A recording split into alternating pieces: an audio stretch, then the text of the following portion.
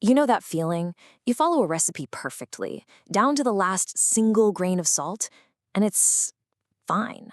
But it feels like something's missing.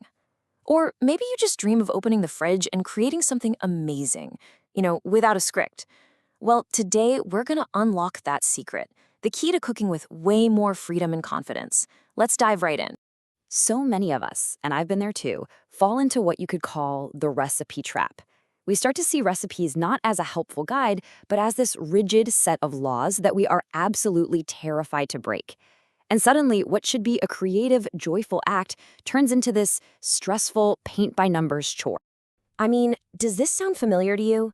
You're squinting at the cookbook, you're wondering if your quarter teaspoon is a scant quarter teaspoon, and this little wave of anxiety just washes over you. That feeling of being totally locked in, of not being able to improvise or even trust your own judgment, that's exactly what we're talking about. And you know what? There's actually a name for this approach. It's called academic cooking. It's what happens when you treat cooking like it's a final exam you just can't afford to fail. You're so focused on the tiny technical instructions that you completely miss the bigger picture, the feel, the smell, and honestly, all the fun of it. And this comparison just says it all, doesn't it? On one side, you've got academic cooking. It's restrictive, it's totally by the book, and it's all driven by a fear of failure. But on the other side, you've got intuitive cooking. And that's all about being creative, going by feel, and giving yourself the freedom to experiment. That's where the real magic happens. So, what's the solution? How do we break free? Well, the good news is there is a much, much more satisfying way to cook. It's a philosophy that professional chefs use every single day to create consistently brilliant food. It's called Intuitive Gastronomy, and I absolutely love this definition because it points out that it's both an art and a science. It's about using all of your senses, your experience, and your own taste to guide your hands, turning a simple set of instructions into a truly personal creation. This quote really just hits the nail on the head.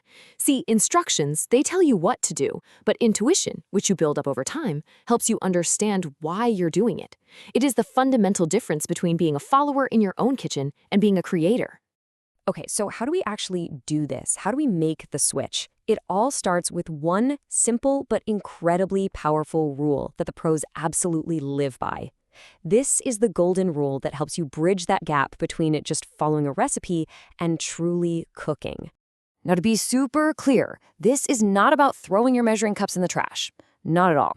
It's about being smart. It's about applying that pinpoint precision where it has the biggest impact, and then giving yourself freedom and permission to play where you have the room to do it. And this table, this just illustrates the whole idea perfectly. Look at the left column. Measure this. We're talking baking ratios, flour to leavening agents.